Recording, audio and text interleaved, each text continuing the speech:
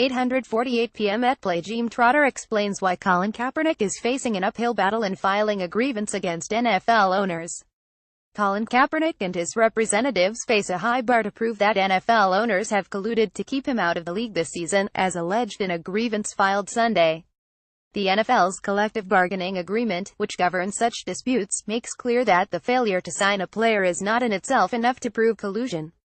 Instead, it must be combined with evidence that teams entered into an agreement, express or implied, to bar the player's employment. Here's the relevant wording of the CBA's burden of proof for collusion: the failure by a club or clubs to negotiate, to submit offer sheets, or to sign contracts with restricted free agents or transition players, or to negotiate, make offers, or sign contracts for the playing services of such players or unrestricted free agents, shall not by itself or in combination only with evidence about the playing skills of the players not receiving any such offer or contract, satisfy the burden of proof set forth. Kaepernick began sitting or kneeling during the national anthem while with the San Francisco 49ers in August 2016, protesting what he said was police brutality and racism. He has remained unemployed since opting out of his contract in March. The Seattle Seahawks worked him out in May, and the Baltimore Ravens considered signing him this summer, but there have been no reported contract offers. But his grievance, filed by attorney Mark Garrigus, does not provide any specific evidence of an agreement to collude. It vaguely references NFL general managers who have cited directives from NFL owners to not let Kaepernick so much as practice with an NFL team.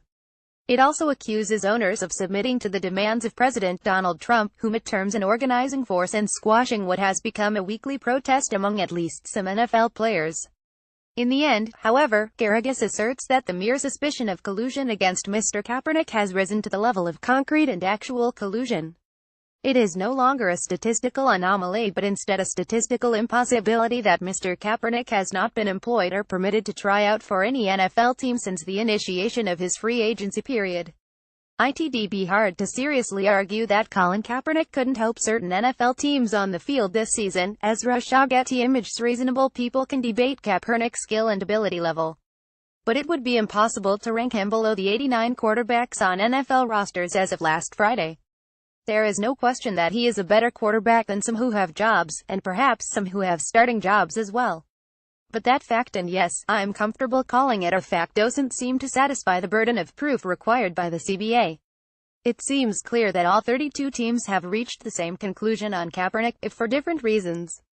If that's the result of a coordinated league effort, however, we haven't seen the evidence required for an arbitrator to agree. To be clear, none of this is going to accelerate Kaepernick's return to the NFL. Even if he wins this grievance, the CBA doesn't require a team to give him a job. Instead, it spells out a process for awarding compensatory damages, at a value to be determined by the arbitrator. The real damage to the NFL could be an exposure of its inner workings via public discovery.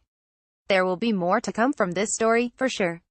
NFL owners will gather this week, in fact, to discuss how to address the player protests in a way that alleviates public scrutiny while also providing players a fair working environment. Kaepernick's filing will add a new level of intensity to those proceedings, but its path to success is unclear at best.